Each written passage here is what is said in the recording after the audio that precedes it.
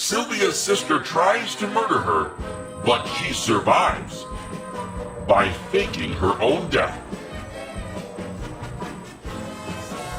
She knows her sister well. Sylvia escapes by boat with her two accomplices. But the boat sinks, and they all wash up on a deserted island. Hunger is so severe that one of her companions dies after 5 days.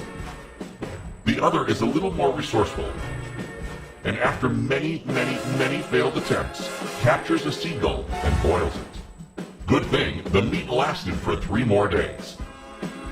Just long enough to be rescued. 15 years later, Sylvia goes to a restaurant that only serves seagull, boiled. Despite her past, she orders one. And yet, after a couple of bites, she starts crying. Why? Will she ever be able to eat seagull again? Has anyone ever eaten seagull? I mean, who looks at a seagull and says, "Look at that rat with wings, let's eat it"? You're all psychopaths, and the writers of this show are the worst. She realized the taste of the animal was quite different from what she ate all those years ago. Only a psychopath would guess. Her surviving accomplice didn't catch any bird, but cooked their dead friend instead.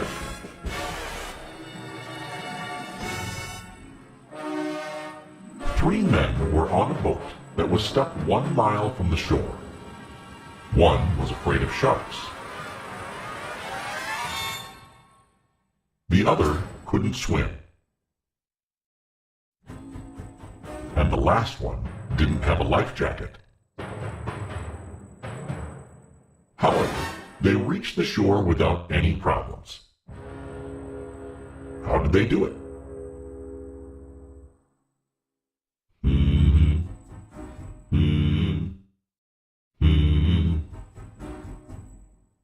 Think about it.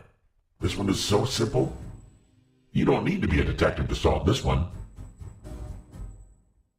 They walked. It was never specified the boat was at sea. 5 sisters are spending an afternoon at home. Gabby is reading. Jody is taking a bath. Hua is playing the board game Risk. Dakota is dancing in the living room. What is Mandy, the 5th sister, doing? Come on, this one is super easy. Should be able to solve it in seconds. It shouldn't take no Prince Charming to solve this riddle. Mandy was playing Risk with Hua, of course. You can't play it on your own. Sophia is on the run from the law. She needs to find a hiding place, and fast. She's meeting with a secret contact to help her get to safety. But when she arrives to the meeting place, there are not 1, but 2 secret agents guarding 2 doors, and only one of them leads to the safe house. She was warned that this could happen, but she knows that her contact will always tell her the truth, while the other agent is most likely an enemy agent and will always lie, and probably kill her for good measure. To top it all off, she doesn't know which is which. She can only ask one question to find the right door before the police find her. What should she ask? And this one's not a mind blower, it's a mind twister. But if you've watched Labyrinth, you should know what to do.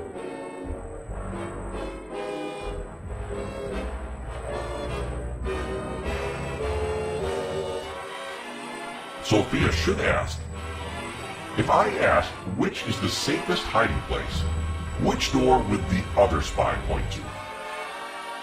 If she's talking to the truth teller, they will point to the wrong door. If she's talking to the liar, they will also point to the wrong door. Sophia just has to choose the door they didn't point to.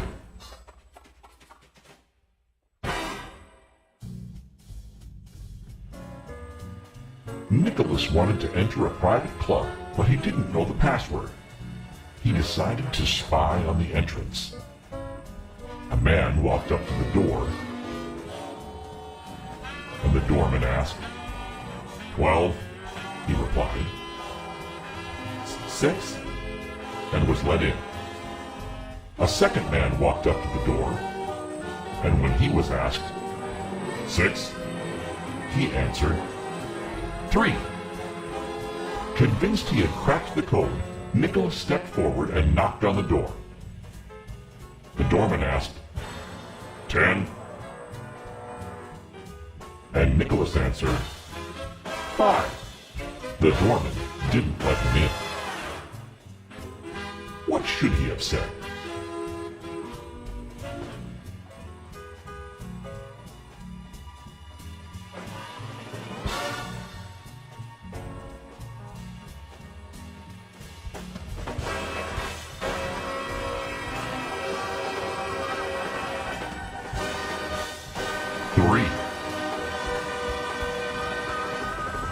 Nicholas thought he only had to divide the given number by 2, as in 12 divided by 2 equals 6, and 6 divided by 2 equals 3. But the code was actually the number of letters in each number. 12 has 6 letters, 6 has 3 letters, and 10 has 3 letters, not 5.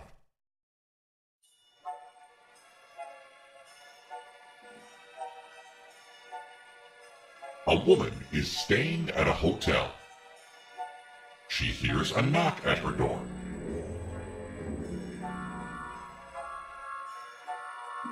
She opens and sees a surprised man. "I'm so sorry. I thought this was my room."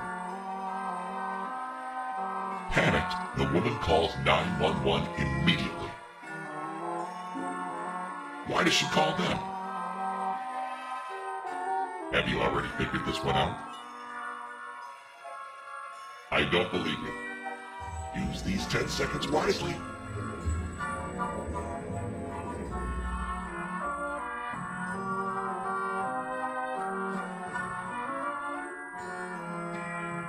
He was probably a thief.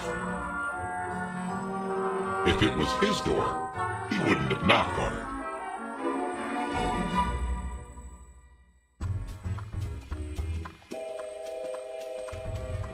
Happy, a night guard for philanthropist millionaire Tony, has been told his boss is taking a plane to Africa the next day.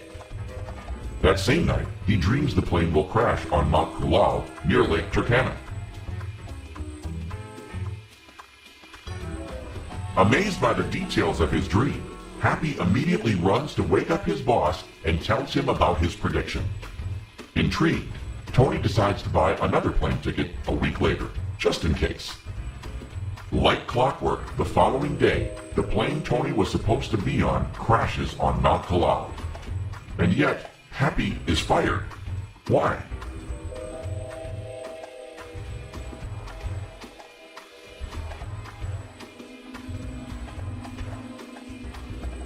So, have you guessed why Happy has been fired?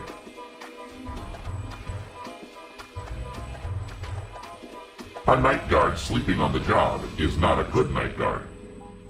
But maybe Tony will hire him back as a psychic. The big day has finally arrived. It's the World Cup final, Uruguay versus Argentina. Before kickoff, Uruguay looked worried, and with good reason.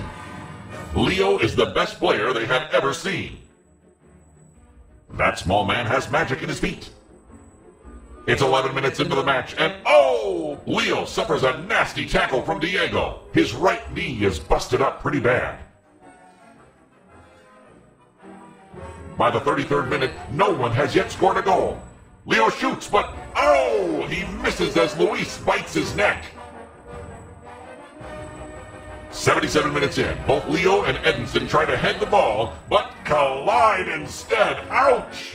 Leo takes a bad knock to the head.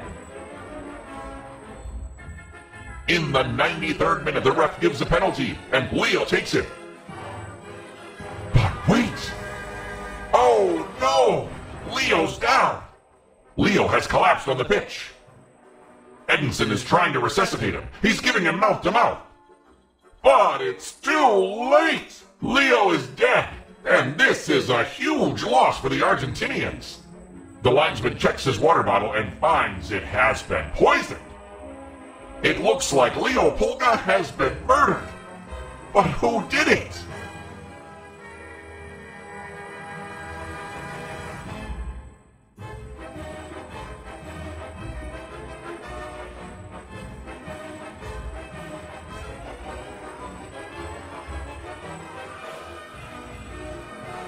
If you had poisoned someone, would you bite them? Or try to resuscitate them with mouth-to-mouth? The only one who didn't risk being contaminated was Diego.